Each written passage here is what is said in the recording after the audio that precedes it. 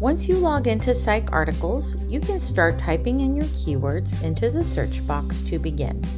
The databases will work more efficiently if you use concise terms and keywords to describe your topic, rather than long sentences, questions, and natural language. Today I want to do research on well-being, overall satisfaction with life, and how it varies based on gender. When typing in well-being, I get thousands of results, so we'll want to narrow that down to something a bit more relevant and manageable. To do this, I like to quickly browse the results and specifically look at the subject terms. Subject terms are part of a controlled vocabulary, a set of keywords that the database assigns to each article. Whenever possible, try to match your keywords to the database's subject terms. In this case, my search of well-being is recognized as a valid subject term. I can quickly narrow down these results by changing the drop-down in my initial search and use SU subjects. While this helped narrow the results down quite a bit, we still have too many. The easiest way to narrow this down is to add more keywords. After adding my keyword of satisfaction of life, then browsing the subjects again, I notice that life satisfaction is how the database recognizes this concept. So I'm going to change my keyword of satisfaction of life to match the database's life satisfaction in order to give me more relevant results.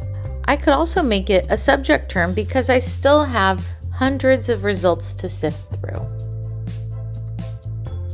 At this point, I can put in my next keyword of gender or list a specific gender.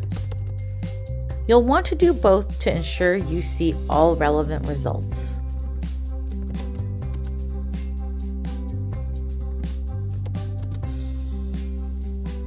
This gave us a great number of results to sift through, but we're not done yet. Generally, your professors like to see articles that have been published within the last 10 years. You can modify the date in the Refine Results section to reflect the date range required by your professor.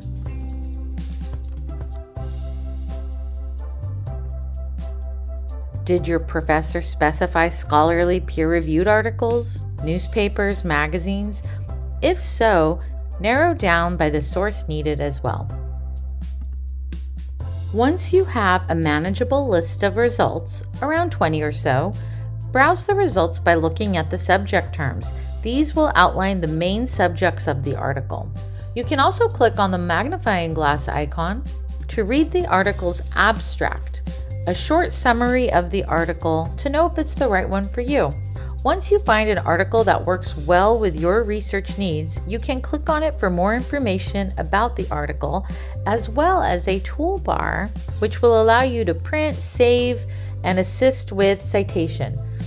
Just remember that the citations are machine generated, so make sure to give it a good look before turning it in. If you need more help with citations, check out our citation guide.